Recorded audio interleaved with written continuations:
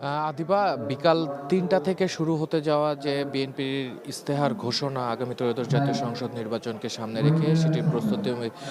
আমরা যেটি লক্ষ্য করেছি সম্পূর্ণ মোটামুটি শেষের দিকে চলে এসেছে এবং শেষ মুহূর্তের যতটুকু প্রস্তুতি পরীক্ষা নিরীক্ষা করার যে বিষয়গুলো থাকে কতটুকু প্রস্তুতি বা প্রস্তুতিতে কোনো ধরনের কমতি আছে কিনা সেই বিষয়গুলো এখন পরীক্ষা নিরীক্ষা করে দেখা হচ্ছে। এবং আমি আপনাকে জানিয়ে রাখতে চাই যে ত্রয়োদশ জাতীয় সংসদ নির্বাচনকে সামনে রেখে বিএনপি তার যে ইশতেহার সেই ইশতেহারটি ঘোষণা করবেন দলের চেয়ারম্যান তারেক রহমান। এবং এবারের ইশতেহারের প্রধান ও আকর্ষণ ও প্রতিশ্রুতিগুলোর মধ্যে যে কয়েকটি বিষয় আমি তুলে ধরতে চাই, সেইগুলো হচ্ছে যে এবারের ইশতেহারে ফ্যামিলি কার্ড, কৃষি কার্ড, শিক্ষা, স্বাস্থ্য, কর্মসংস্থান, পরিবেশ ও পররাষ্ট্রনীতি, প্রতিরক্ষা খাত, পাশাপাশি জুলাই অভ্যুত্থানের বিচার ও আওয়ামী লীগ আমলে শেয়ারবাজার কেলেঙ্কারির তদন্তকে প্রাধান্য দেওয়া হয়েছে এবারের বিএনপির ইশতেহারে। এবং এছাড়া বিভিন্ন মসজিদের খতিব, ইমাম ও মুয়াজ্জিনদের মাসিক সম্মানের মতো জনমুখী ইস্যুগুলোও থাকছে। নারী ও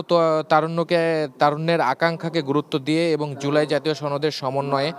ইশতেহারের বিষয়বস্তুগুলো চূড়ান্ত করা হয়েছে। এবারের ইশতেহার মূলত এর পাশাপাশি যদি বলতে হয় যে বিএনপির রাষ্ট্র সংস্কারের যে ৩১ দফা, সেই ৩১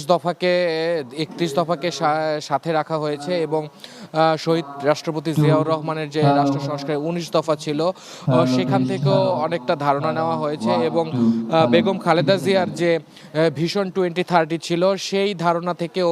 ইশতেহারের অনেক বিষয়গুলো যুক্ত করা হয়েছে বলে আমরা জানতে পেরেছি। এবং বাংলাদেশের যে জিডিপি, সেই জিডিপি উন্নয়নে